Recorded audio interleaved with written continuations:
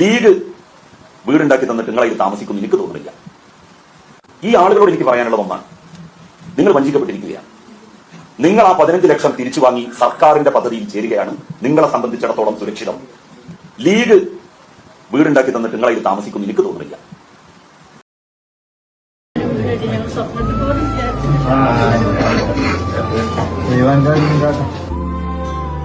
വയനാട്ടിൽ നടന്ന അതിമനോഹരമായ ഗൃഹപ്രവേശന ചടങ്ങാണിത്.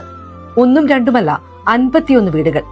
വയനാട് മുണ്ടക്കൈ ചൂരൽമല ദുരന്തത്തിൽ എല്ലാം നഷ്ടമായവർക്ക് മുസ്ലിം ലീഗ് എന്ന രാഷ്ട്രീയ പാർട്ടി നിർമ്മിച്ചു നൽകിയ വീടുകൾ. ഗണപതി ഹോമം നമ്മളതായിട്ടുള്ള ചടങ്ങും കാര്യങ്ങളായിരുന്നു. 6 മണി ടു 7 മണി വരെ നമ്മൾ ആചാരപ്രകാരമുള്ള കാര്യങ്ങളൊക്കെ രാവിലെ കഴിഞ്ഞു. ഇനി വൈകുന്നേരം നമുക്ക് 4 മണിക്ക് 51 കുടുംബം കൂടിയിട്ട് ചെയ്യുന്നൊരു പരിപാടി. ജാതിയും മതവും നോക്കിയല്ല ഈ വീടുകൾ നൽകിയിരിക്കുന്നത്. മുസ്ലിം ലീഗ് നൽകിയ വീടുകളിൽ തിളച്ചു തൂവുന്ന പാലും ഗണപതി ഹോമത്തിന്റെ മണവുമുള്ള കാഴ്ചകൾ. കർമ്മം കൊണ്ട് വാക്ക് പാലിച്ച പ്രസ്ഥാനം, അതാണ് മുസ്ലിം ലീഗ്.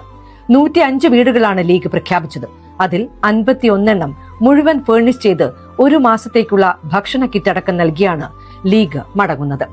കേരളത്തിന്റെ മതേതര മണ്ണിൽ മുസ്ലിം ലീഗ് എന്ന രാഷ്ട്രീയ പാർട്ടി മുന്നോട്ട് വെച്ച ദൃഢതയുള്ള പൊളിറ്റിക്കൽ സ്റ്റേറ്റ്മെന്റാണിത്. ഇനി ഇവിടുന്ന് അങ്ങോട്ട് ഞങ്ങൾക്ക് ഈ വീട് തന്നെയാണല്ലോ ജീവിതാവസാനം വരെ ഉണ്ടാവേണ്ടത്. മനുഷ്യന്റെ കണ്ണീരൊപ്പുന്ന രാഷ്ട്രീയത്തിന്റെ പേര് കൂടിയാണ് ഇന്ന് ഇന്ത്യൻ യൂണിയൻ മുസ്ലിം